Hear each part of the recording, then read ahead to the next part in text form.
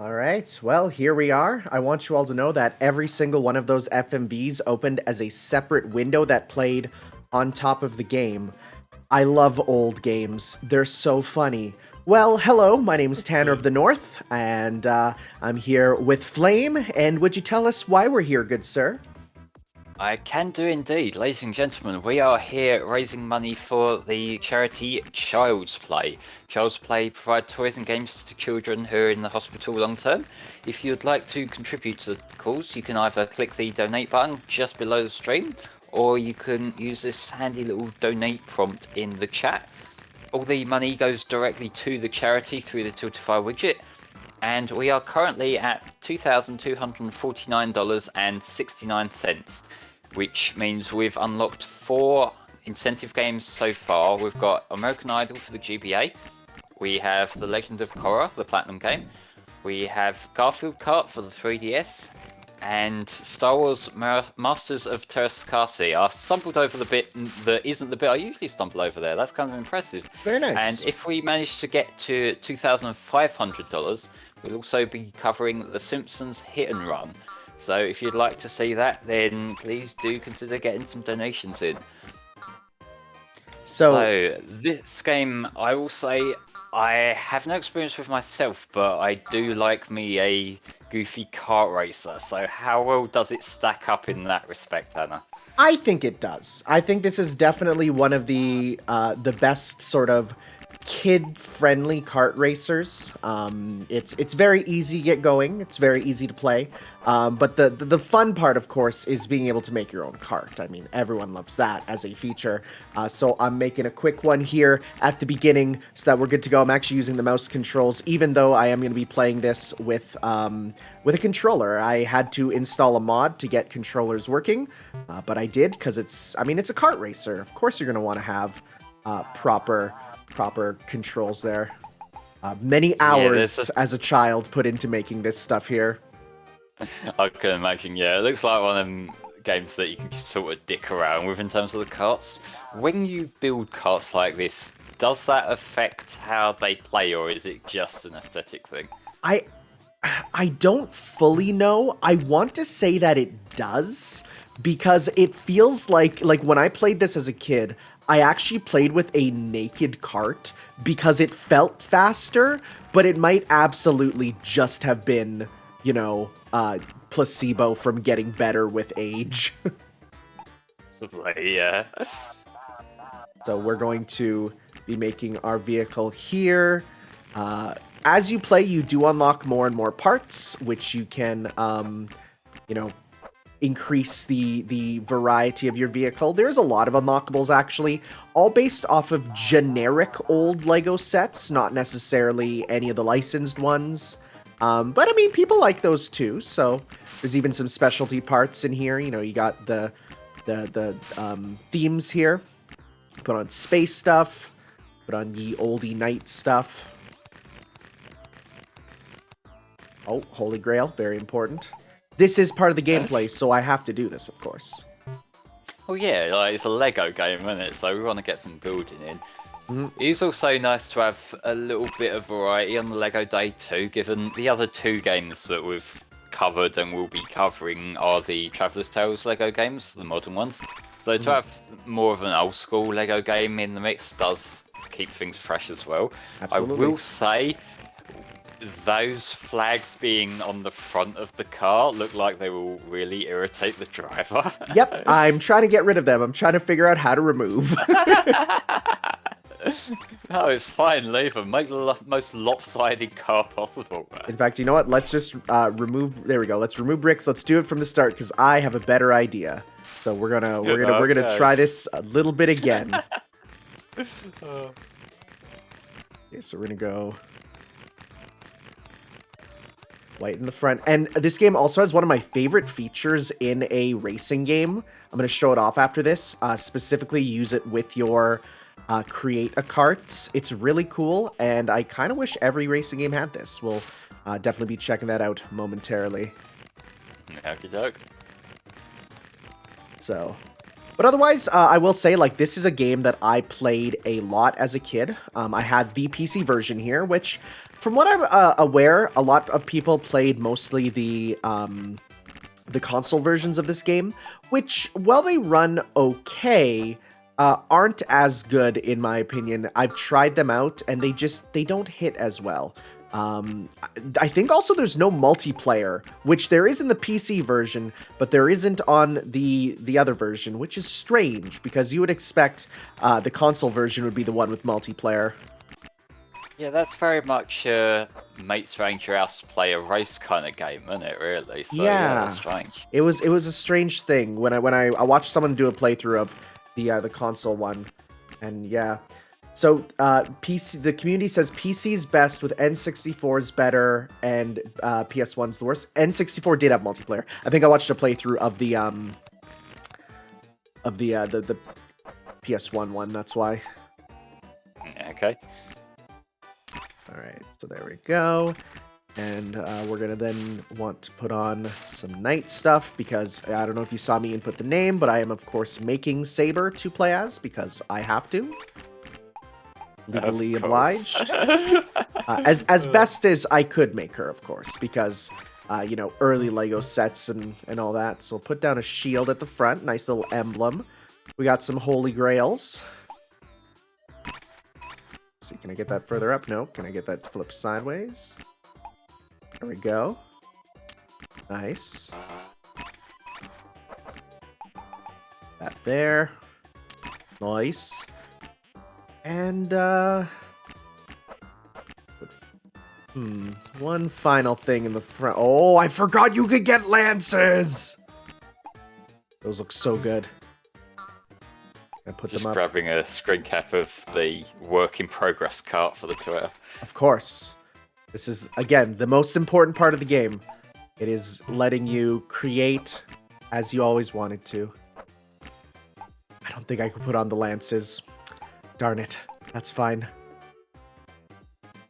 Just need one thing at the front, like a little console piece. Too close. Okay. And we'll just finish it off with a little brick at the front, and we should be good then.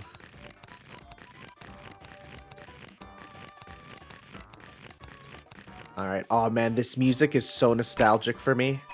Like, hundreds of hours, because it's one of the few games I would play on my actual a computer there. So that looks good. We're finished. And now this is the cool feature I was talking about. We have a test drive feature, which gives you a unique little course that you can race around on. It's not like a real course. Like, you can, you know, test out your drift, test out going off jumps. You can even test out going off-road in this little section here. Yeah, this feels very zippy. I like it. I like it a lot. I think the stats are tied to the base, because this feels to me like how I played Lego Racers as a kid. So, not the best cornering, but we do have drifting, so that should make up for it. But I'm going to explain kind of the basic power-up system, because it's cool. So, yellow power-ups are your, you know, bananas. Red power-ups are your, shells. Green power-ups are your mushrooms, your boosts. But the most interesting thing is there are white bricks. White bricks level up whatever item you're holding. So now I went from a single mushroom to a double mushroom. And if I get one more, I get flight powers, which literally lets you just like fly around for a little bit. They go up to level 3 there. I guess level 4 if you count the base level is level 1. And the way we're going to be playing mostly is we're going to be getting the green bricks and getting it maxed out, because you're going to see what a maxed out green brick does, because it is amazing. So that's the test area. I wanted to show that off. But let's get going into the actual races then. Yep, nice one. I will say I'm loving this art style. Like, it is the perfect way to handle a Lego game, I think. Yeah, for sure. Yeah, blue bricks. Oh, I didn't show blue bricks. They're like shield style ones, which work really well. So we're going through circuit number 1. So every circuit has a champion, and the champion is basically your rival for the entire circuit. Just like how in Mario Kart, where you usually have one character who's always in second if you're in first. Yes. Similarly, this has that, but they have cutscenes explaining who they are. So we'll take a look here at our character. On the high seas or on land. Look at him. You are no match for the great Captain Redbeard, so give it up, matey. Har har. So they all have little cutscenes explaining who they are before you head on into the levels.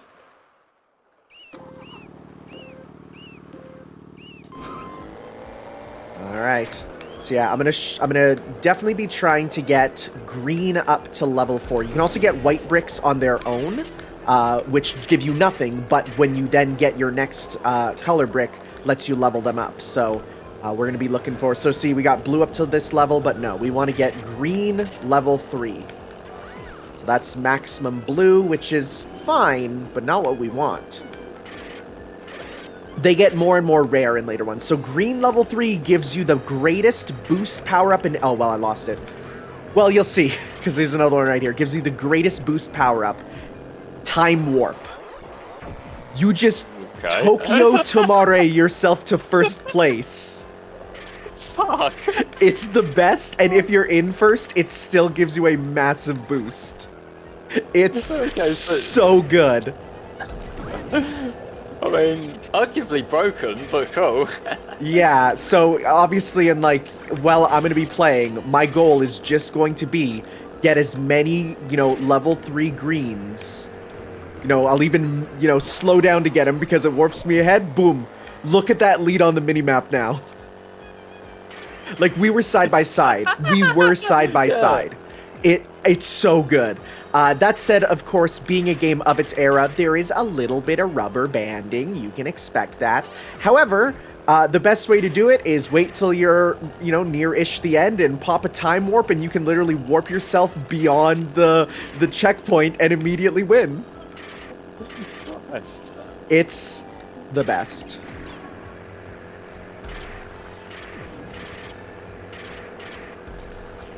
He is coming up on me. Thankfully, I have a maxed out one here. So, warp. And I won, because it just shoots me out ahead. Yeah, oh Christ. Yeah, that is broken as fuck. It's so good. But at the same point, I can't actually be mad at that with this kind of game either. Yeah, this is definitely Babby's first karting game. It's not known for its difficulty, except I remember the final level being very hard there. So we'll be doing that there, and I missed the boost, but that's fine. Does it really fucking matter when you can skip off the level? Yeah. There are also shortcuts in every level, usually opened up by using a certain item on something. So there'll be one where it's like, there's one level where if you get a disruptor, which is what I have now, and you pop it while near this electric fence, it will actually short it out and you can go through it, which is kind of cool. However, most of them don't matter when you can just warp ahead. Basically, yeah. Yeah, especially because around here, there's when you come around the bend, there should be some power-ups. Yeah, right here. So then grab that. The only problem is sometimes it throws you into a wall. Just sometimes. Yeah, but like when you're that far ahead, you've got time to readjust yourself. Sorry, haven't you? what do you mean wrong way? I was not going the wrong way. Whoa, okay, hello, whoa, hello. I am popping a wheelie for some reason. I let the other guy overtake you, but it was 6, so who cares? The best way to describe this kart racing game is very silly. And I loves it. That's a lot of kart races, to be fair, but Yeah. you know, that's why you play something like this, isn't it? So I'm actually going to hold off on using my warp till I catch up to the pirate up there. He's even red on the minimap, showing that, like, yeah, like he is a problem. Yeah, he's the rival. He's the rival. And it's like, it's something that I've always found to be in the Mario Kart games, but just never sort of said. So it's nice that they just explicitly say, like, yeah, this is your rival. Well, what usually happens with Mario Kart is when you're in a Grand Prix, it tries to keep which racer comes where consistent, so that you know you have a chance of dropping from first if you fuck up a race. Because otherwise, if the others are all over the place, then even if if you have a couple of wins, you'd just win. And there are some other racer games that don't really account for that. Same for a cool Team Sonic Racing being that, or one of these Sonic races, but that it makes it easier when it doesn't account for that. Yeah. Someone put it best. This is like when you're trying to play a racing game and you have stand powers. It is quite literally King Crimson because you just skip. You press the skip button on the race. It's great.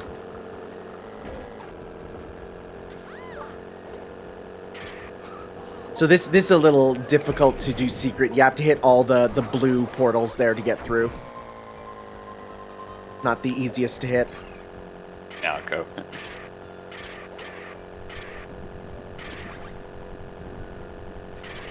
Definitely remember this level being very easy because you get like 4 white bricks right at the start. So whoop, there I go. Yeah, it does look like it's just handing you items at certain points. Yeah, this one is a much easier stage compared to it's funny. This game, despite it being, you know, you're starting on the first cup, I found the first cup to be one of the harder ones. And as you go on, it gets easier.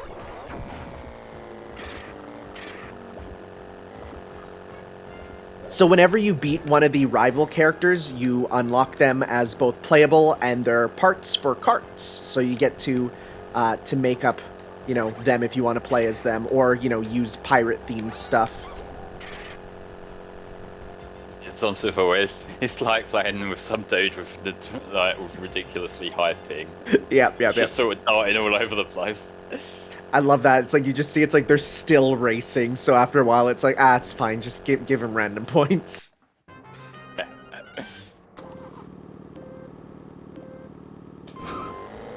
Alright. I will say also, I'm playing this with a GameCube controller, and boy, it feels much better than the really cheap, like, no-name brand PC controller I had back as a kid. Okay, you mentioned GameCube. We've got to have the obligatory conversation. What do you think of Double Dash? It's probably my second favorite behind 8. Okay, you're one of those. Yeah, it's perfect. It's a wonderful game. So, like, I'm not going to shit talk it entirely. There are much more fitting Mario Kart games to do that too, like Super Circuit. But to me, I always found the control to be real. It's kind of hard to describe. It's like slippery. Everything's heavy. It's heavy but slippery. It's heavy, slippery. Yeah, no, it definitely feels like its own thing. But for me, what I like about it is the progression, where you're like just constantly unlocking stuff. That's my favorite way for games to be, where it's like, oh, did you beat any cup? Here's something, right? That sort of thing to me is what makes games really good. You know, that feeling of just constantly getting stuff. So for me, the reason I like it is not necessarily even in terms of like the aesthetics, even though I do think aesthetically it's one of my favorites, just because you get to see like all the tracks are like connected. You can see little pieces connecting each of them, and I think that's really cool. But for me, it's just like the progression of it is really good. Yeah, see, I can appreciate that. Like, it is just the gameplay that to me puts me off a bit, but I feel also it's one of them games that's harder to go back to now after 8, because 8 pretty much perfected Mario Kart Control. So, you know, like, even when I was going back to play Mario Kart DS a little while ago, which when that came out, I absolutely loved that game. It's like nowadays it just feels a bit off. Someone asked, since there's no way of seeing them, what do the other color blocks do? You know what? Just because we're not going to see them, I'm going to run back to the training room and just show them off because there's some neat stuff. Yeah, go for it, mate. Oh, he's so sad. Congratulations, you have won Captain Redbeard's set. That's fine, there's nothing there that I need. And every time you beat up the opponent, the title screen character changes to your next rival, which is that's another cool thing. And so, you know, you can sort of see by the end, like when it's there. So yeah, we'll go through some of the power-ups here because they are some neat ones. So blue here, blues are all the same. It's basically like a shield. So, you know, you can power it up and it gives you, this is a little shield around you, which not only, if you hit opponents with it, it hurts them, but it also, you know, blocks stuff. Yellow are your backwards items, so of course, like oil slick. You can also place a bomb, which works as you would expect. And the level 3 is a satellite bomb, I think. Yeah, it puts down like a UFO that will hit and move around there. So that's interesting that there are specific forward items and backward items. It's not the sort of thing where you can just take an offensive item like General 1 and just put it in either direction. Yeah. So then red are your forward-facing ones. So at level 1, it's a cannonball. Level 2, it's a grappling hook that actually not only hurts them, but it literally has you like bionic arm them backwards while pulling you forwards. Alright. Level 3 is a magic wand, which basically when you use it, it gives you force lightning that automatically homes in anyone in front of you slightly, like it'll actually go towards them. And level 4 is basically a homing rocket.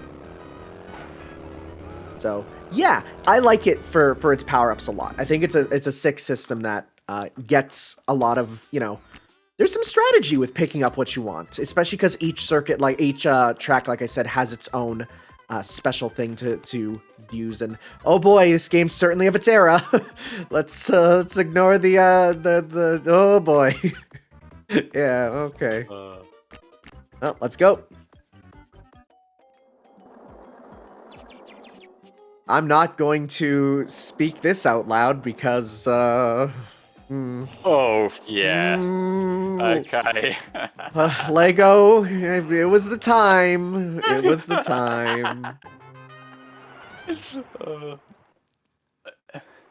I feel like at least it is one of the things that's so blatantly on the nose that it probably does sort of loop back around, but still. Yeah. So we're gonna, even if we're going off-road here, which isn't the best, we're gonna get these power-ups because we do want them.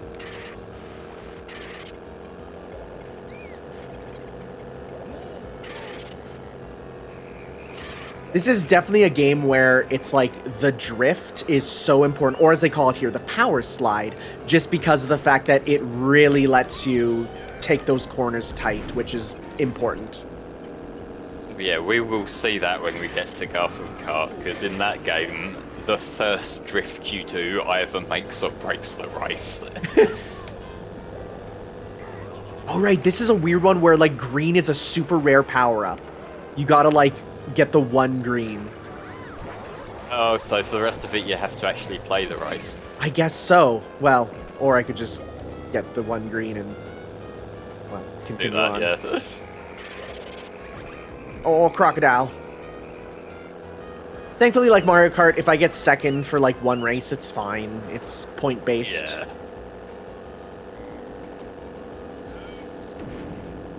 There's also, like, there is, like, voice acting. It's really hard to hear, but they kind of make noises. They just voice act that guy a minute ago. Yeah. When, like full-on, like, characters going, like, wah-hey! And, you know, kind of banjo-ish. Yeah, I'm gonna shoot a rocket at this dude once his shield load stops. Rocket! Oh, right, and then it's 3 rockets, and they continue flying, and they can hit the people in last place also.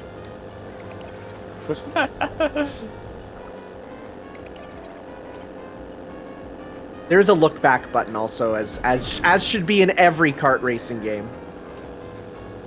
It should be there, even if I personally never ever use them. Oh, I use it in Mario Kart. I just got first. That was a photo finish. Yeah, I just thought. But yeah, like, see, the thing is for me with the look back buttons, because it inherently, because of the way it is, it breaks the 180-degree rule, it kind of disorients me a bit. I think it works pretty good in Mario Kart just because of the level layouts where there are straightaways where you can do it, but here it's like, yeah, you gotta be quick. Yeah. This place looks cool in some areas, not quite so sure about the textures on the castle walls though. Yeah, you know what? I'd say this game was actually a pretty good, like, it was a looker for its time, and it ran good on my, crappy computer back in the day. It is just a case of, it's aged. I think it's aged pretty good. It's one of them things where, because you're playing it at a higher resolution than it would have been played back in the day, it kind of shows a few of the rough edges that would have been lost back in the day, you know? I will say, I don't remember the opening FMV having any artifacts at all, probably because my monitor would not show them. It would just kind of blurred together. Yeah, and in general, pre-rendered cutscenes are the parts that age a game in general. I mean, even, like, there's some pre-rendered cutscenes in Final Fantasy VII Remake, and you're like, those are gonna look worse as time goes on. Yeah, like, especially when stuff gets ported and upscaled and all that, and especially when the frame rate improves. That's something that really stood out to me a while back when I was recording Beyond Two Souls for my channel. I decided that because the PC version's out now and it runs at 60, I'd do that. Except where it used to be this consistent, and I kind of criticise this, but cinematic kind of thing going on. Now on the new PC version, when you're playing it at 60, all these sections that were completely fluid, like jump from gameplay to cutscene to like gameplay again, now on the new version, it is very much a case of, okay, now it's down to 720p again, and it's at 30 FPS. It completely breaks it. I think we're gonna get stuck in here. That's fine. Yeah, because it's one of them things that, like, because it's so radically different, and also because it's designed in a way that was originally trying to disguise the fact that it was a pre-rendered cutscene. Like, they were still using the in-game models and that, and it would just be for certain motions that the PS3 couldn't originally do. Yeah. And so it's like, nowadays, like, you probably could do the shit in engine, but it's just they have the pre-rendered cutscenes, and it's, oh, okay, we're gonna get some artifact in. Yeah. One thing I forgot to mention is if you get hit, you actually lose a level of your power-up. So it's not free. You do need to, watch for it there. Oh god, this level looks pretty. Ice levels like this always age well, don't they? Like, even if you look at, like, Mario Kart 64's ice level, that still looks good. Well, it's because ice just, like, looks good on old systems, because I don't know if you've seen ice, but it looks low poly in real life. Basically, yeah, and it's like, just because everything in the ice level is either white or blue.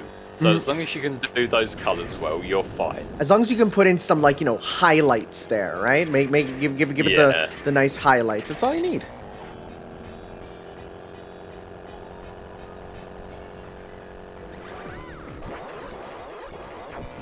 Literally just King Crimsoning my way through the course. Yeah, let me just spend time complimenting this level that we're barely gonna see. I mean, you will see most of it. It's just I'm just skipping certain swaths of it. Ice Cap should have been in Generations. Yeah, that would have looked beautiful. But they couldn't. They couldn't sign off on hard times. Yeah. But see, it's kind of a shame because I think Ice Cap's an interesting one that they could have combined the 3 and Knuckles version with the adventure version. Now maybe take the 3 and Knuckles one as the classic level and maybe start bringing in some of the environments from the adventure one in the modern take. I love how I won and then the game was like, oh, you're stuck on a wall, we don't know what to do.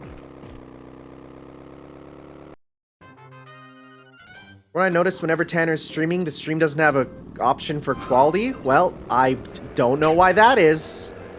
I don't know, I think he was doing that during some of Tom Sparrow streams a little while before the marathon too. I think it is just Twitch is really situational.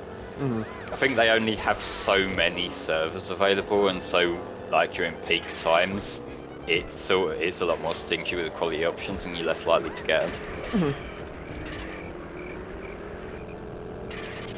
I'm gonna be real, I really remember the first couple races of this game, but the second half of them, not as much. It's fine. It's one of those things that, you know, as a kid, I actually got like, it was one of those games that as a kid, you got stuck on forever, and then you actually got past it and then breezed through the rest of it once you realized, like, for me, it was the power drifting. So just looking at the options, like, what's a power drift? Oh, that's a power slide. Okay, huh. It just clicks in your head and you know what you're doing now. Yep. Another nice thing is once you're in first, it's easy to stay in first because no one's taken your white pieces. It's like playing with Lego IRL. No one can steal your pieces. You gotta defend those motherfuckers for your life. I just saw this crazy app that you could scan a pile of Lego bricks and it literally can tell you what you can make out of the official like Lego catalog. I was like, that's terrifying. That is fucking cool though. It's so cool, but they're like, but the machine learning, and I'm like, I don't care. It's so cool. Machine learning with visual stuff like that's fine. It's machine learning that uses language that I am fucking terrified of. Because that is a huge problem, and I've seen, like, pretty much firsthand how that's working now. The fact that they're using machine learning to not just understand the words that people are using, but the entire context, and the fact that it can be filtered down to what kind of ideology the person has, like this level of education, and like, yeah, no, I don't like the future at all. We did it. From what I hear, the sequel sucks. Yes, the sequel went in a very different direction, and it is nowhere near as good. It's sort of like Lego Island 1 to Lego Island 2. Completely forgot why people liked the initial game. Okay, tell me how they managed to fuck up a kart racer. They gave it an open world kind of crash racing style, and it just doesn't work great. Yeah, no, I never did get around to beating Crash Team Racing's actual story. Like, I played through all the cups on the arcade mode or whatever it is.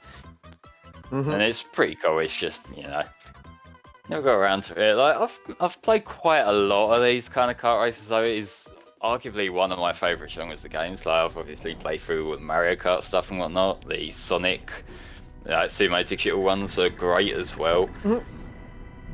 Like, right now, in my own time, I've been playing through Kanagawa Jet Girls, which is sort of a half and half. Like, it's the racing game by the Senran Kagura devs. Oh yeah. It's very weird to describe the racing style. Like, the actual problem I have with it, design-wise, is that it's far too easy.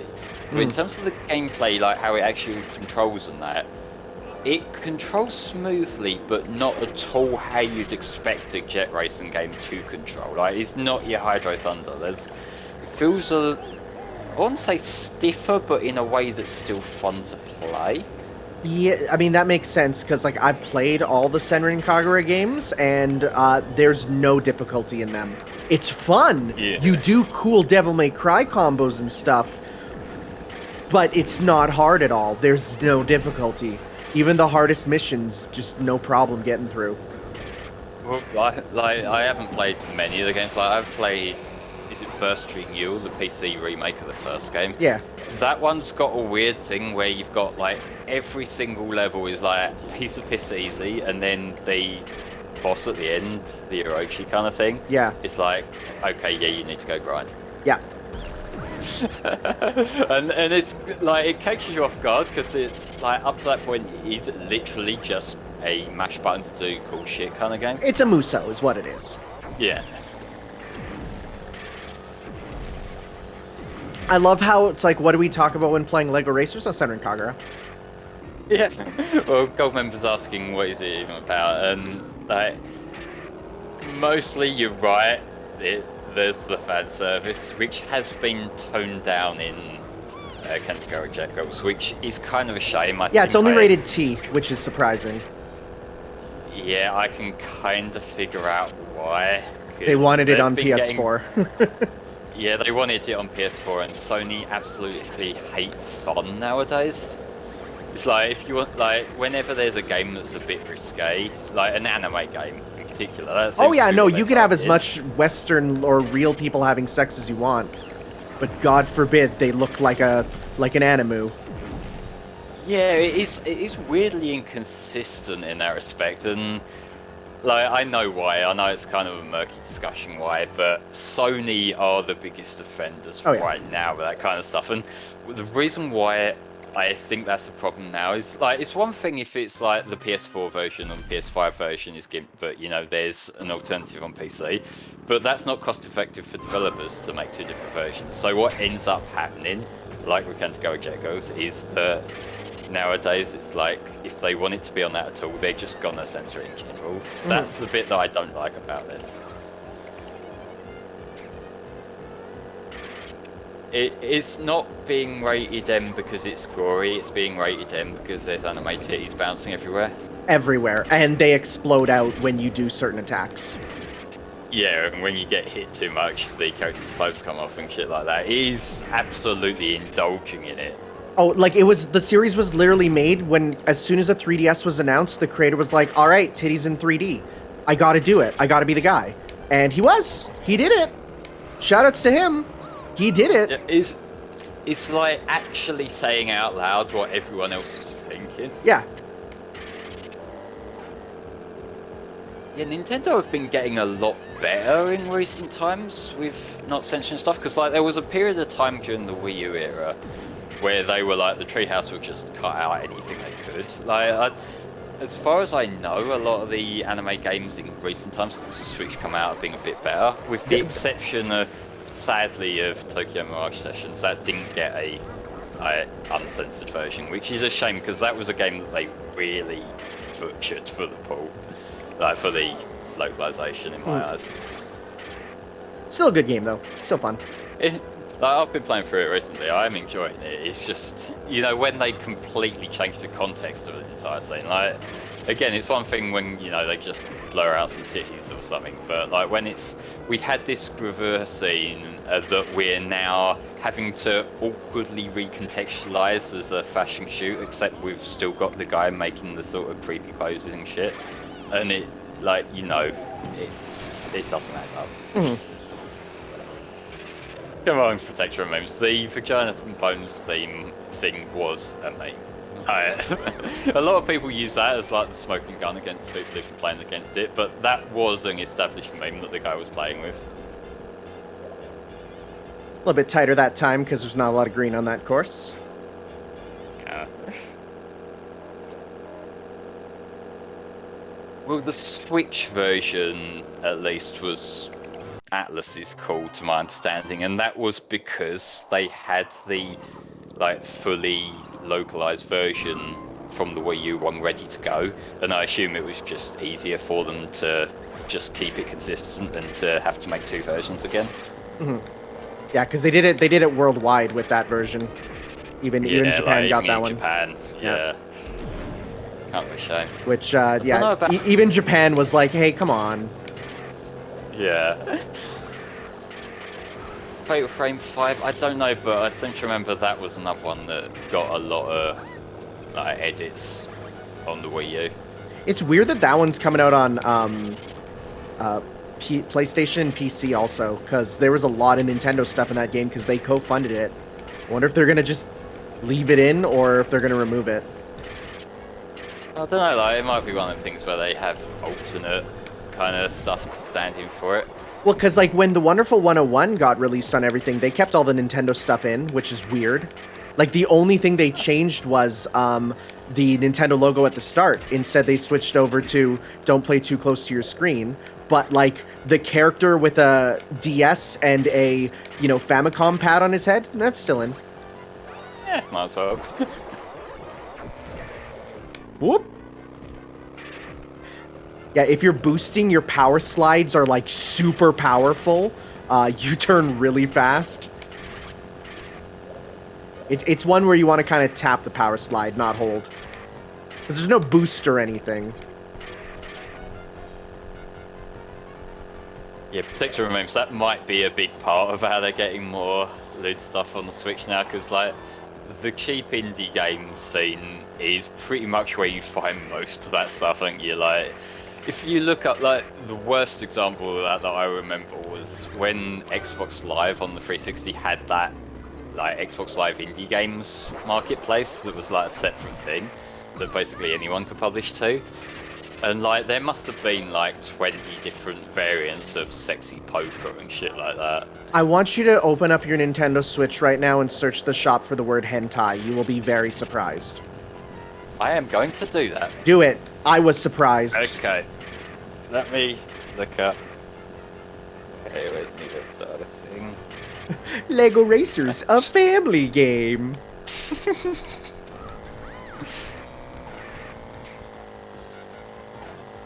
If Lego Racers got a HD remake, who should do that? Same company I don't know, behind actually. Crash Team Racing. Who was that handling that? I don't know. All those Western companies blur together in my mind. Fair play. Oh Jesus, I see what you mean. Yeah, right? Hentai versus Evil. Fancy Tavern Sextet. Volume 1, New World Days. Trouble Days, I don't know if that's related. Kukuru Days, which has just got like a chick in... What? This thumbnail on the Switch, you know when you get the ads that are like a really crudely drawn anime girl? Yep. It's basically that. Like there's some that looks like they've got a bit of production value, like the VNs and stuff, but some of these are... Do you know why the VNs come up though? Because in their Oh, what? descriptions it says, this is not hentai. That's the reason why it comes up when you type it in. Let's try some other keywords, I'm curious. So funny. Beanox was Yeah, the studio behind it there. Yeah, they did real good. Oh yeah, well, they did the, I think the PS2 and Wii ports of the Guitar Hero games back in the day. I'm pretty sure they did at least the Wii versions.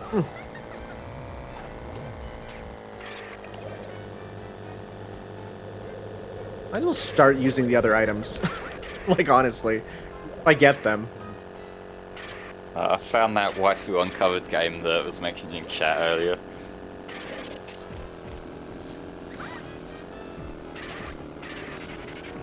Because some of these you can tell that they were just thrown together quickly. Like, Oh, yeah. When it's like a bit of stock gameplay, like a generic jigsaw puzzle or a generic poker game or whatever. And they're just like, well, no one's going to buy this shit, but what if we get What if we some random guy commission... online? Yeah, commission just cheap anime girl art. That's, just go on Skeb and be like, yeah, I just need a hot anime girl. Can I put it in my game? You'll be credited. And they're like, yeah, sure. No, this isn't Skeb quality. This is some guy on Fiverr. Oh, yeah. Oh, yeah. This is Fiverr. Yeah, Skeb has quality. Yeah, Skeb, like, a lot of those are like established Japanese artists. A lot, like, these are just some guy they've just went like, I'll pay you a $5 to draw some tits. I do love Skeb. I use it quite a bit for thumbnail art. Yeah, I haven't used it that much. The current FC playthroughs icon, I did get someone to draw our stuff for me, and it looks really good. I forget who, but I have their name written in the channel about page. Alright, we're moving on to Circuit 4. Hello Alright, how there, many I have circuits to are there warn overall? you. I don't know, I'll have to check after. Me and my car ready to win any race, but good luck anyway. Yeah. Oh, I just want to let Spar know about 20 minutes or so before we wrap up, so he can get ready. Yeah, I'll definitely check after this, because I think there's at least 2 more, and then the final boss, which is a single race. So it's like, it's a whole circuit, but it's one race. Yeah, alright, yeah. So even though, like, this looks similar to the other one, they are different. Like, you go through the same themes, but different tracks for them. So it's another Egypt one, you know, but it's a different layout. Oh, it's fair enough. Like, even modern races do that sometimes. Like, Team Sonic Racing did it a bit more than it probably should have, but, you know. Yep. Well, that's the shame, because that game, it felt noticeably... Worse than like, the predecessor? Well, I wouldn't say the gameplay or anything's that much worse. It's just, like, you can tell there's much lower production value. Like, it was probably on a shorter dev schedule or something. Yeah. Like, I don't know why they didn't just keep all the Sega and just add a bunch of Sonic content to it as, like, an expansion for new systems, too. Probably Yeah, licensing, probably licensing.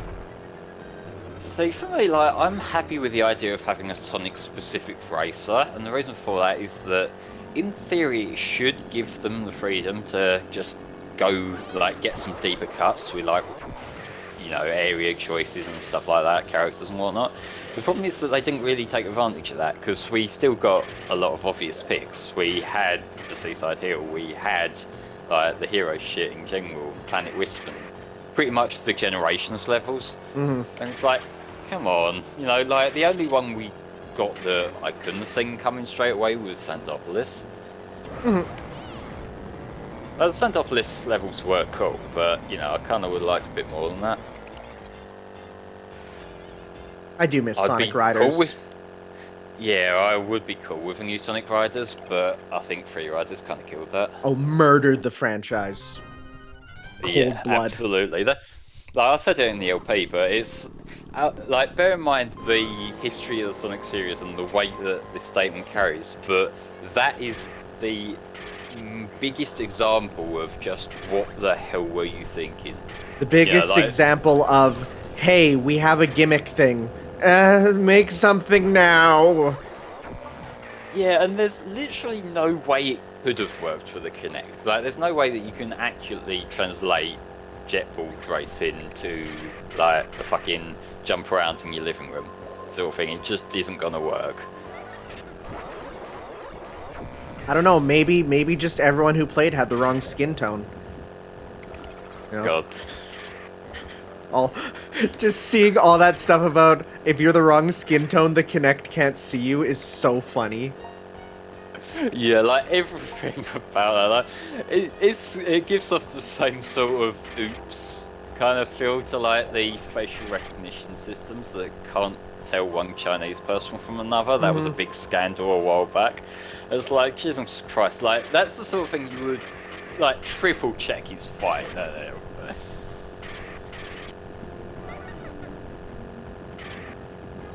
But, like, the camera gameplay in general, I think it's got a long way to go, and it's the sort of thing that it filters down just overall. That it's so many people who won't be able to use that, both in terms of just, like, you know, accessibility concerns in general, but also whether you have the space to play it in, because, like, that's the big thing. That shit going.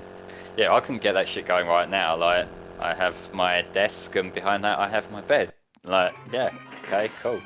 Like, I have a decent amount of space in my room, and even then I feel uncomfortable with doing anything involving full body stuff. Yeah, I wouldn't want to be waving my arms around or anything.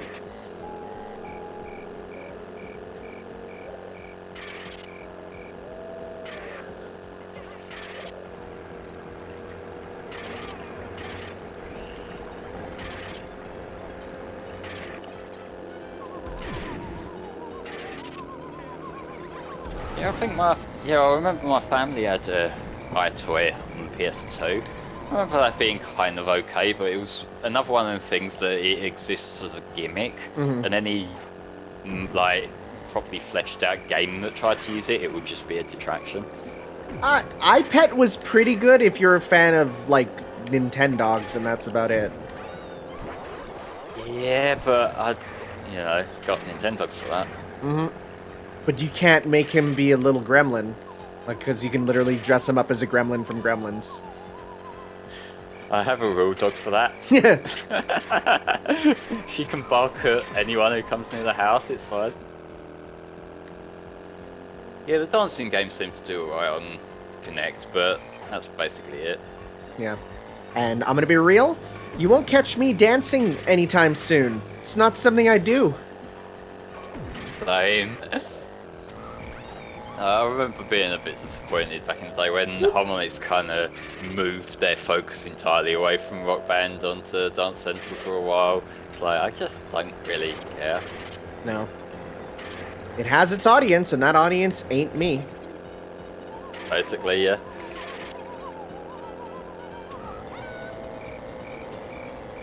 IGN gave Free Riders higher score than Unleashed. What the fuck? Yikers! Like, I know that Unleashed review is pretty infamous, but still. Okay, you say Like, I can't. Go ahead.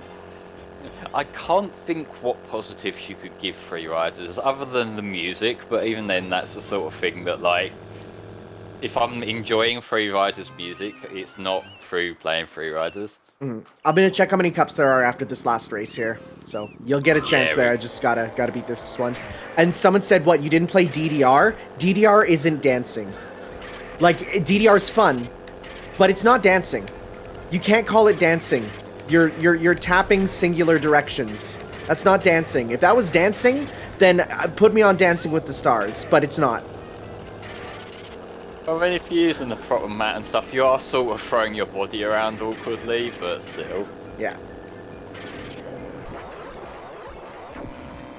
Speaking of the DDR games though, I did end up down a really weird rabbit hole a little while ago with those games, in that there's a DDR game for the Eurobeat remixes of Disney songs. Yes. On the Game Boy Color.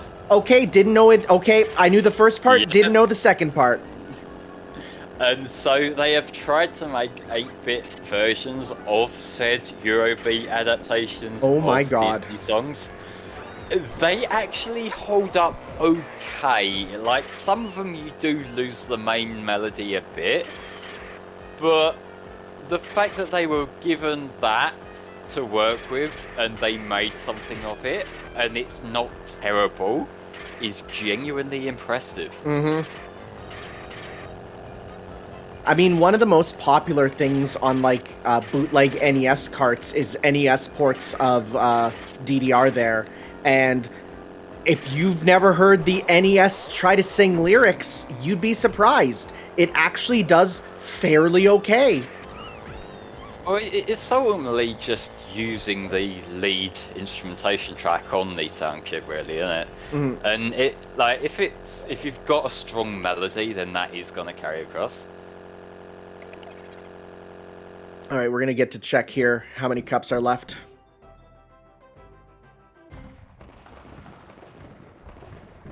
Number 1, baby.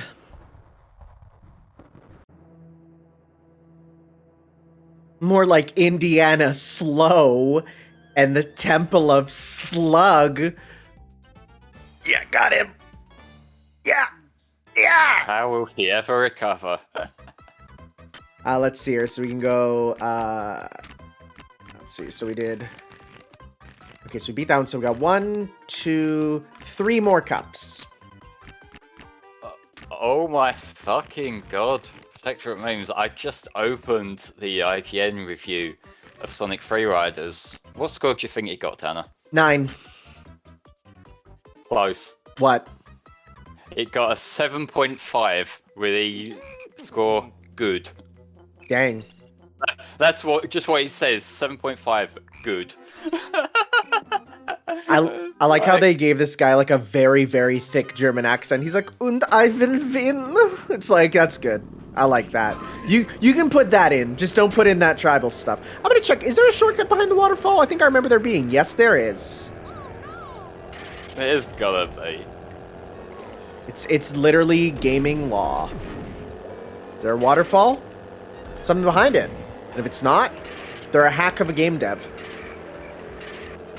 Boy, there's one particular waterfall that I distinctly remember from Hydro Thunder, where it's doing that thing, you know, when you can slightly see an item sticking out, and it's like trying to bait you into going behind the waterfall. Yeah. It does that. It's off to the side a bit, so you've got to go off out of your way to get it.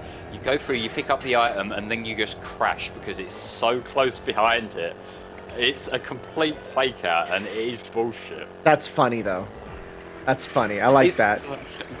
It's funny, but no, I forget where about in the cup it was. But like, if you get that sort of thing like in a later cup and you got to redo stuff, then it's not so funny. Mm-hmm.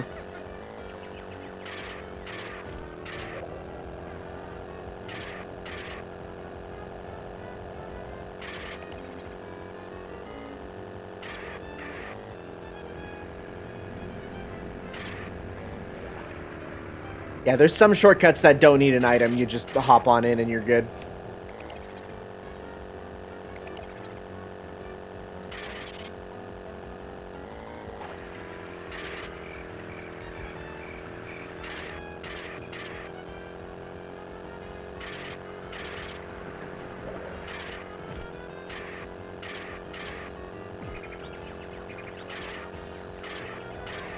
Dude's catching up. I need a green.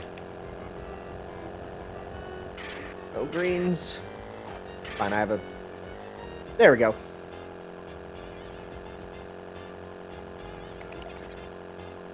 What game started that there was something behind the waterfall game design? I'd love to learn. I'd actually love to figure out what the first example of that was. That's been a thing literally forever, really. Like, You'd have to find the first waterfall in a video game. Like, basically, literally. Yeah, like, I was just thinking, like, even going back to fucking Final Fantasy, the first one on the NES, there's that one section where you go behind the waterfall, isn't there? Yeah. You know what? I bet you. You know what? I bet you it predates. Actually, I think it's Dungeons and Dragons probably started it. Possibly, yeah. Because let's be real, Final Fantasy is basically just video game Dungeons and Dragons even to the point where things had to be changed just to avoid lawsuits in localized versions. I mean, it had originally, it didn't have MP at all. It had the thing of you have a certain number of magic casts before you, like, you have to go to sleep. Yeah, like that's straight from, you know, from a D&D game. It's early D&D. That's the thing that everyone complains about in the NES version of Final Fantasy, even though it's really not a problem after the first no, it's not. It's not. It's like, that game is... I can see why people don't like it, because the difficulty is very front-loaded. Like, the Marsh Cave is a filter.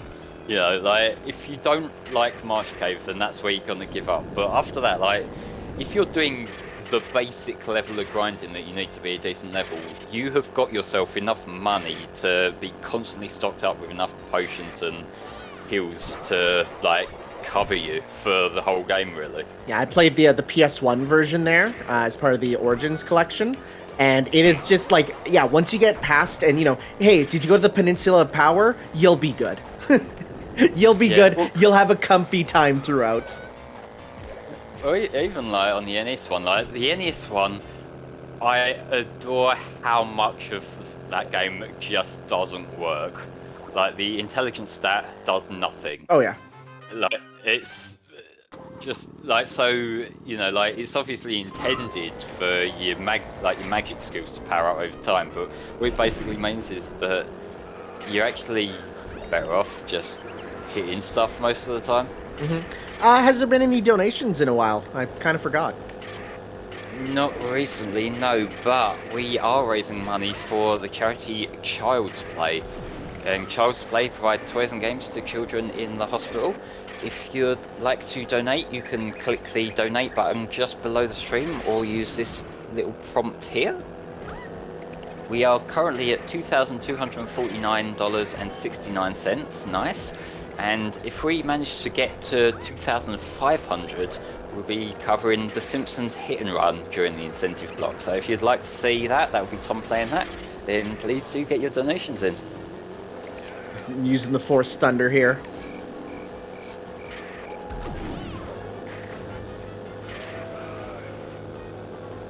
There's kind of a hidden mechanic in this where if an opponent is approaching from behind and you're in front of them, you can like use them as a speed boost. Like he just boosted into my butt and I just conserved his energy into me. That's cool. It's not quite a slipstream mechanic, but it gives us a similar sort of outcome. Mm-hmm. That's one game that I do want to give a shout out to that I really enjoyed when I played it a couple of years ago, and is still getting updated now. The game's Slipstream, which is on Steam. It's a very Outrun inspired kind of game, but it sort of does its own thing. Like maybe it does lean on the Sonic references a bit hard, but the gameplay is just like fantastic arcadey racing gameplay. Oh yeah. And we just got a $10 donation from Gold Member, so thank you very much for that. There's no comment there, but we very much appreciate the donation, mate. Thank you. Yeah, for sure. And very surprisingly, the rival came in 4th in this race. Whoa. How do you get fucked over by these CPUs then? I don't know. Just so I can keep sparring the loop, how long do you reckon this run's got? Like I said, we have one final regular sort of course, one final regular cup, and then one singular cups, like single race final boss. So we'll definitely, like, once we're on that single race, we'll let him know to start setting up. But probably about half hour, maybe. Yeah, I'll just let him know. Like I said, this isn't a super long game, which after Jump Force, hey, I'll take. It's fine. The Jump Force run may be over, but people are still dug posting in chat. It's important. It is. Like, after that run, everyone in our stream chat is now a fully baptized Dougist. Yeah. You're all the new members of Channel Awesome. And trust me, they need staff. Now go! Let the channel come back to life.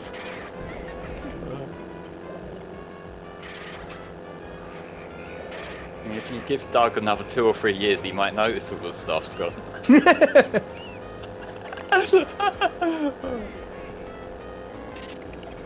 Okay, you're giving me a lot of back items. I need some front ones, please. A lot of back items. I need a front one.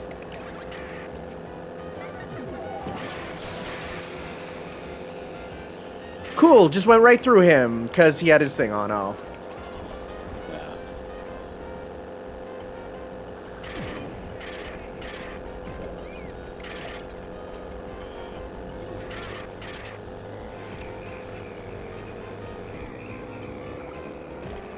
Thank you for the boost.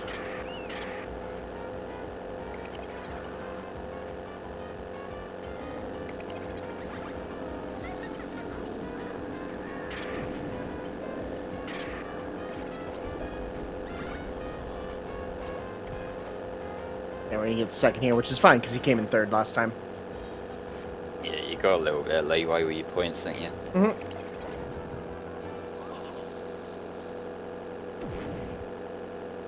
Yeah, we're still at 100. He's got 73.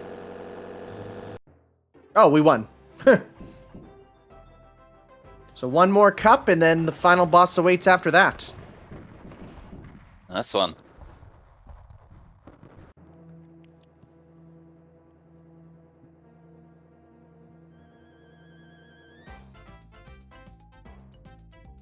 If you beat me, that was very Ubermensch. It's fine, that's one of the cultures we're allowed to make fun of. Yep.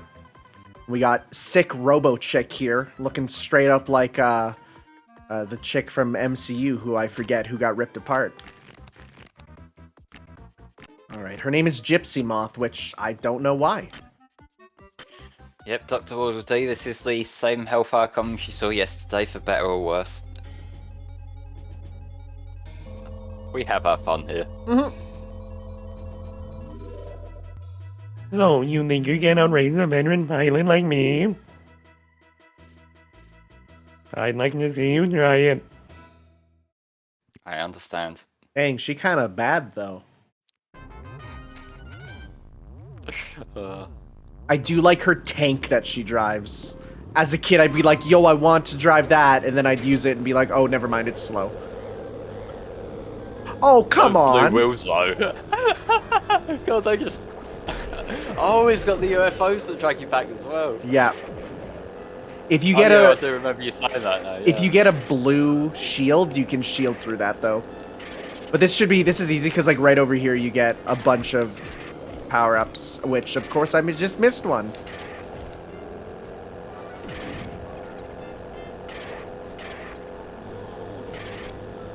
Please, Poppy, a white brick. Thank you. 6th to 2nd. I'm going. What? Excuse me. It sent me backwards. That was Yeah, good luck catching up now. maximum the scum. Yeah, sometimes your stand powers don't work the best. And stay off. Hey, you know what? Let's give that another try, cause that was getting stupid. God, them blue wheels are so obnoxious. Oh, I they're kinda love super them. obnoxious. Just big freaking blue wheels.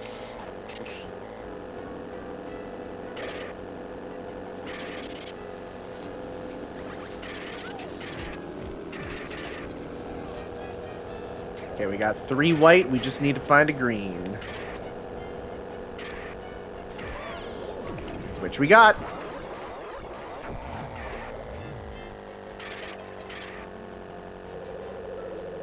Yeah, don't worry, Dr. That Walker can't hurt you now. Back you go. Just pulls you back.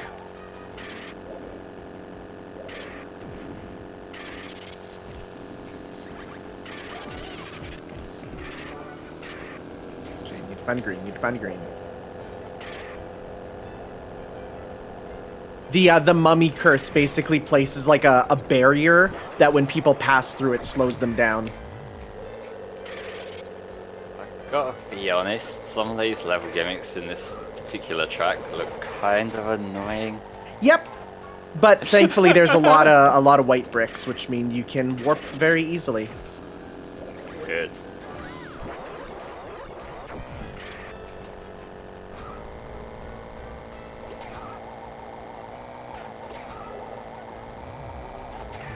So that seems to be like the part you probably want to skip, where it's got the electric bolt sticking out at you.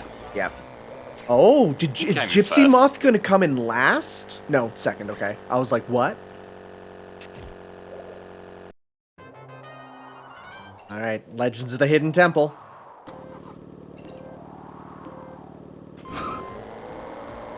Very simple, quick start on this game. You just tap when it's go. No secret mini games or anything. Yeah, none of that thing that these Sumo digital games do, where it's like tap it once in between each of the numbers, and that's the best way to do it. Bit weird. Yeah. Like, I got so used to Mario Kart just being hold it from 2. Yeah, and hold anything else it sort of on fucked with the me. 2 disappearing, and oh god, it threw me into a wall. This isn't working too well, is it? No. Thankfully, a lot of the power-ups do have homing, like even the level 1 cannonball will home in on the opponent if you shoot it. Like, lightly, but it will. Okay.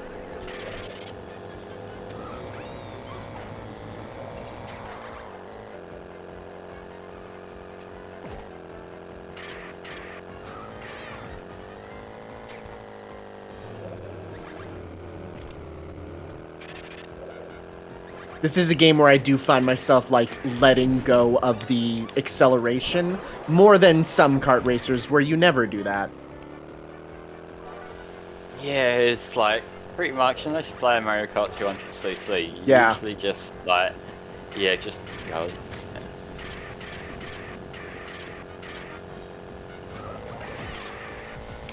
Yeah, Dr. Waddle D, I don't have the natural charisma in general to be able to do the whole wacky internet reviewer thing.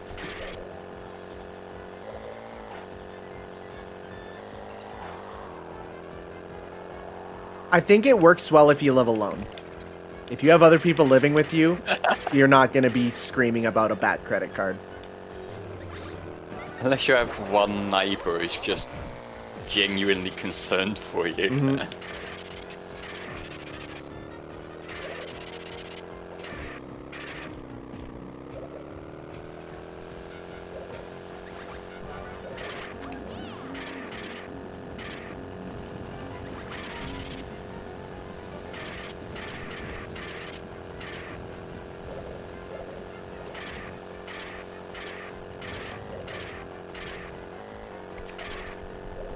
Oh, good.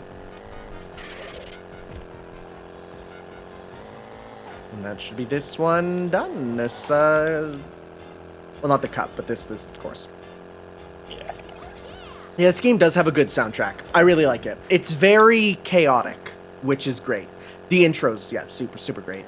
The main menu theme is just a very great sort of meme-y almost sounding song.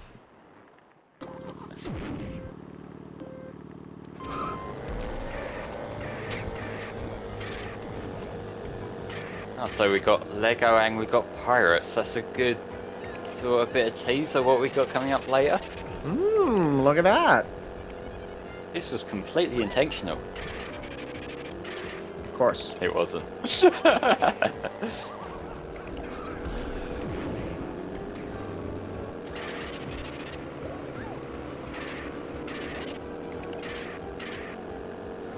just need to find the white, now we just need a green. Tanner Flame, did you ever watch the Bionicle movies? I personally haven't followed Bionicle stuff at all. I loved it as a kid. And that first movie was one of those movies that I watched so much as a kid I could like literally quote. Alright. Which is... That movie's not great, but it has its moments. I think it's a nice, like, it's very serious. It takes its subject matter extremely seriously, which I think is just a fun concept for a Lego thing. I loved Bionicles as a kid, so yeah, like I was super into the movie there. After that, I did watch the other movies, and they just weren't as good because they were all like they all felt direct to video, even though the whole series was direct to video. There is something genuinely appealing about something that has a more out there wacky concept, but it just plays it in earnest. Mm-hmm. I know it's one of the things of like nowadays a lot of people, I don't know whether I'd say it's insecurity, but there feels like there's a bit of insecurity about just owning a wacky concept a lot of the time. You see it a lot in the meme games, the ones that show up on the front page of Steam, just saying. Mm-hmm. No, for sure. It feels like there's a lot of people that are in like that postmodern, critical criticism, satirical era, and it's like sometimes you want to have something that is okay being itself. I feel like there's this sort of like cloud overshadowing video game culture, this idea that gaming needs to grow up, when we see these think pieces coming out. And it's like, yeah, there's a place for, like more mature stories in general, but you can just make a wacky kids game or like a wacky anime antics kind of game and just go for it. Mm-hmm.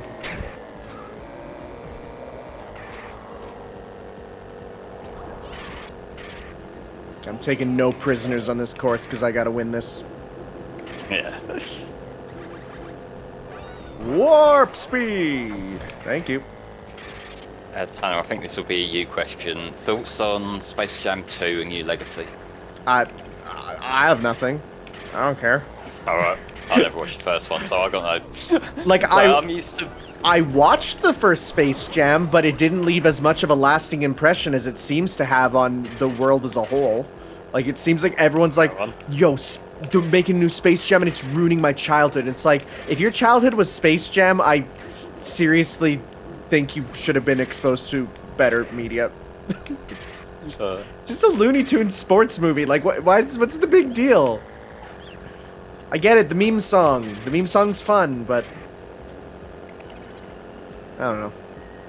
Yeah, maybe they just like the bunny booties. That's understandable. I ain't for that life, but I follow an artist on Twitter who sometimes posts it, and I'm like, I'm starting to see the appeal. That film probably did leave an influence on a lot of people like that. God, I was just watching a review of Willy Wonka and the Chocolate Factory, and boy, there's a lot of stuff in that movie that left impressions on people, I'm sure. Yeah. I know exactly the moment you're talking about as well. Mm-hmm. Saying some people like being blown up like balloons, each to their own. Blueberries, thank you. They're entirely separate. Don't lump them together. I hate the fact that I already know you're right. Like, I have seen the deviant art take on a lot of this stuff is where it gets really wacky, because it's one thing when people have just got their thing that they like and they draw it. It's another when they have a picture of a guy and they've photoshopped him to make him fat and painted his skin blue. It's very strange.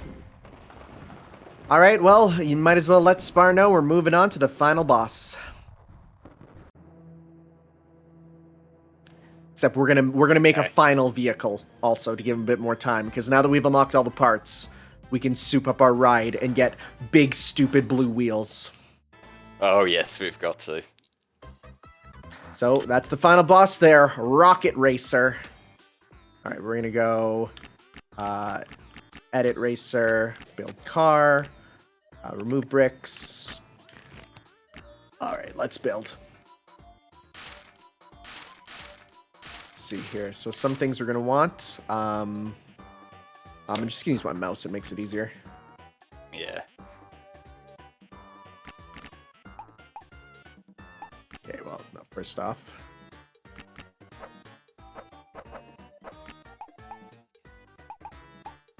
Is that not gonna fit?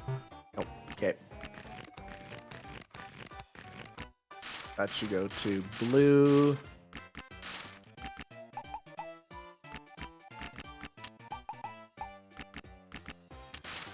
Yeah, and you can mix and match themes once you pick a base too, which I like. Yeah, good.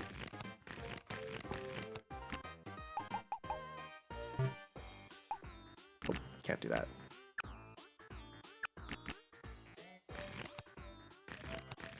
The only problem I have is you have to individually go through the bricks like this, where you're like, click, click, click, click.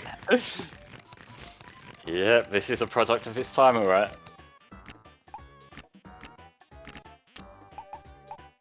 It's a little bit like gummy block building, you're not wrong. It has a similar sort of feel.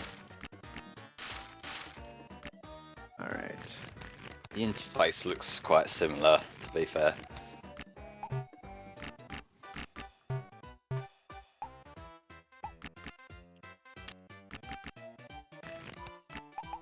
Of course, if it's Saber, she's got to have swords.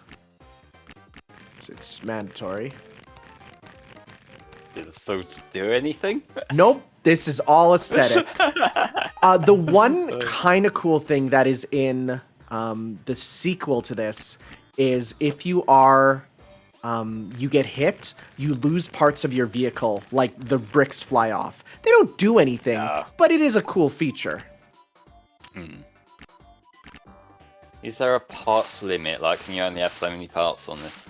Not parts, but there's very strict limits for the actual hitbox of your vehicle. No, that kind of makes sense.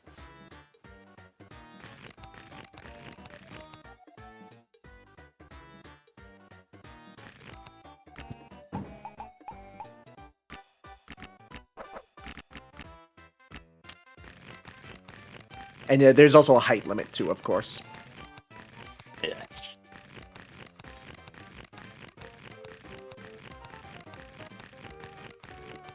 That's the one I want. I think it's gonna be right there.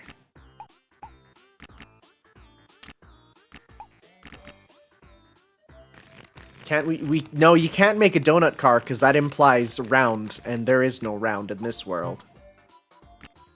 Or if you were to make it big enough that eventually each of the little bits sticking out the side becomes so insignificant in the grand scheme of things, that could sort of be a donut. No, you're not wrong there.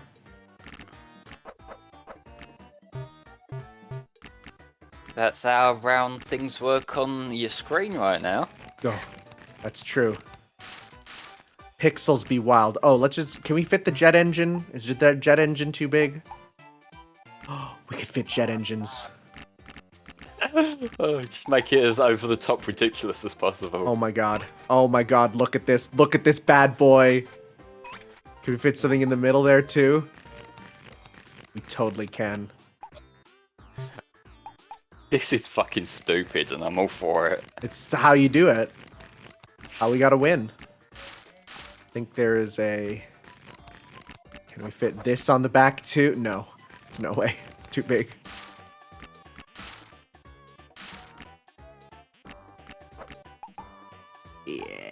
Yeah. Propeller? Yeah, when it's ready to go, let me get a screen cap of it. Of course.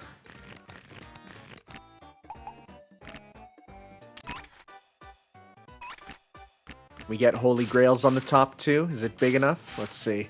That'll be like the final thing.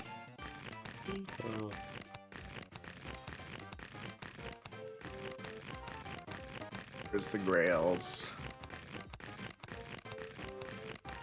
There they are. Nah, it's above the height limit. No. Oh, you can fit them here though. Alright, I think we're good. Okie doke, let's get a screen cap. I actually have no idea if parts add speed or weight, but we'll see. I think the chassis is what determines it, is what it is. So. Okay, right, I got the screen cap. Alright. Well, I'll feel when I go for a test drive here. Yeah. Oh. Okay. The turning feels heavier, but the speed feels about the same. No, okay. Yeah, we're ready. Alright.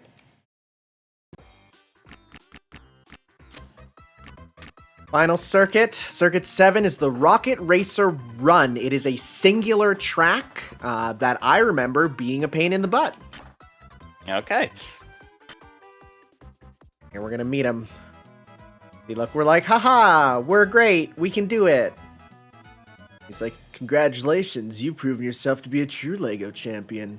Oh no, it's a chick there, but it's not over yet. There's someone waiting to meet you.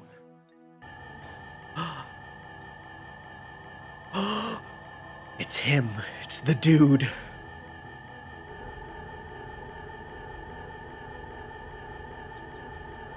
Slow walkout. Rocket Racer. At last, a worthy opponent, but if you want to be the best, you have to race me on my own track. Which means he cheats because he has doors only he can go through. I'll be waiting for you on my track that I cheat on at the finish line. Haha. It's not one-on-one though, but it's a rather large one. Yeah, look at him go. Did you see him? Did you see his boost there? Just shot right through. Oh, fuck this, guys. I remember having trouble with this quite a bit as a wee lad. Alright, so we can get warp here. The only problem with the warp is it sends you into walls because it's so curvy. That's probably by design. Absolutely.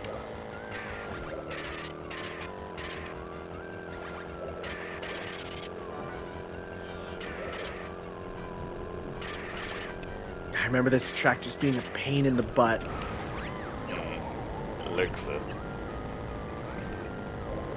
And my man himself will absolutely warp everywhere too.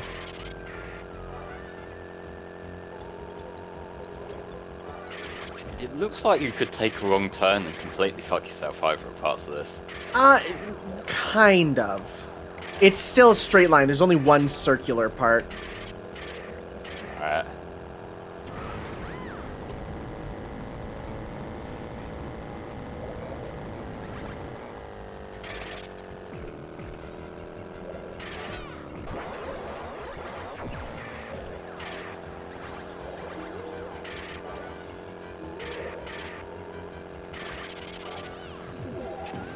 Hopefully we can hit him up in the wherever he is.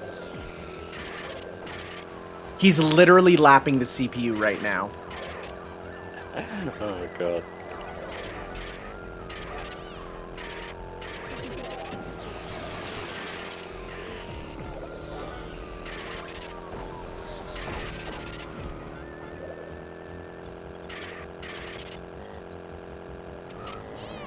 Okay, well, we finished in second. Does that count as a win, or? No, because it's a one-course thing, and he won the circuit here.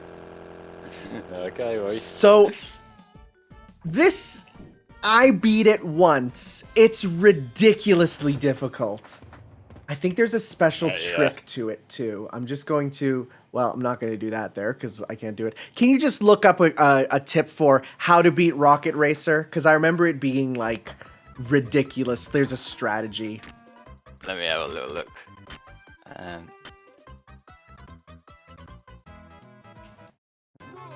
It looks like you're hitting the walls, which is screwing you over. Yeah, it does decrease your speed there. Ugh. Spark says, yes, it is easier to win when you're the one winning. Well, no, it's because the way this game works is, actually, you know what? All right, as cool as our vehicle was, I think it's time to do what I did when I played, which is do this. Remove bricks and go to the most basic small cart so your hitbox is tiny. Yeah, go on. Oh, no, not that one. This is, I think, the one that I used was... Let's see. I think just that one there. As fun as it is, it's not as good because your hitbox gets massive. Just with a boring sedan now.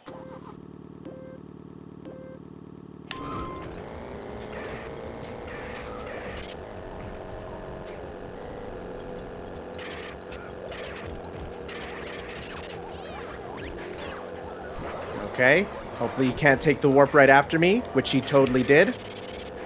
But I can rip him back! Oh, that was a smooth overtake. Well, it's because I used an item that literally grabs him and rips him out of the front.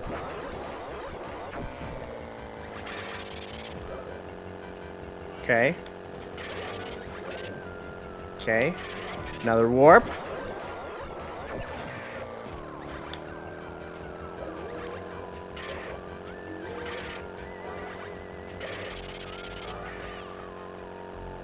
You gotta find a green, gotta find a green, gotta find green.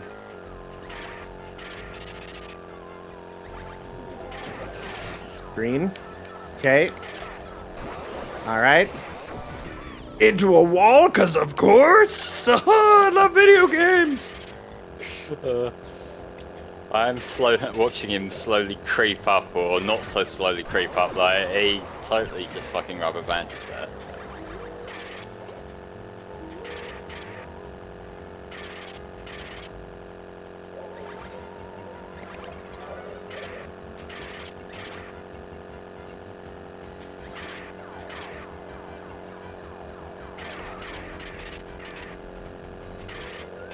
I think, so long as he doesn't randomly warp ahead, I think we got this. Stop talking and concentrate, because you know what can happen. It didn't happen. Ladies and gentlemen, we beat Rocket Racer. Well done, mate. That was the hard race. Yeah, that took me weeks as a child. I can bet, yeah. So, I do have to tell you about the start of LEGO Racers 2 because it's the wildest way to do a sequel. So, first off here, she did it. He's like, congratulations, I knew I had it in you, mate. Surprise, he was British this whole time. Now you're Nice. worthy of his Rocket Racer car. You've won the Rocket Racer car set, which is more parts. You're the greatest LEGO racing champion of all time. That's fun for the CV, I'm sure. So he seemed pretty okay with losing there, right? The start of LEGO Racers 2 is a distraught rocket racer facing depression after his loss of the championship of LEGO Racing, forms a blood pact with a series of aliens to create an entire planet where he will be the rocket racer to rule them all. So he summons these like little racer demon dudes, like they look like disgusting gremlin, like they're like not even LEGO figures, they're like little block things of like they look like gremlins, and they have to race as his minions because in his depression he falls to darkness. Well, I wasn't expecting that, I'll be honest with you. Yeah, weird start. And I actually had one of the figures of the little like gremlin dudes. They were like, you got a little cart with like, you could do like pullback motor with it, but if you were to bump into the if the front of the cart bumps into something, it had a special action feature.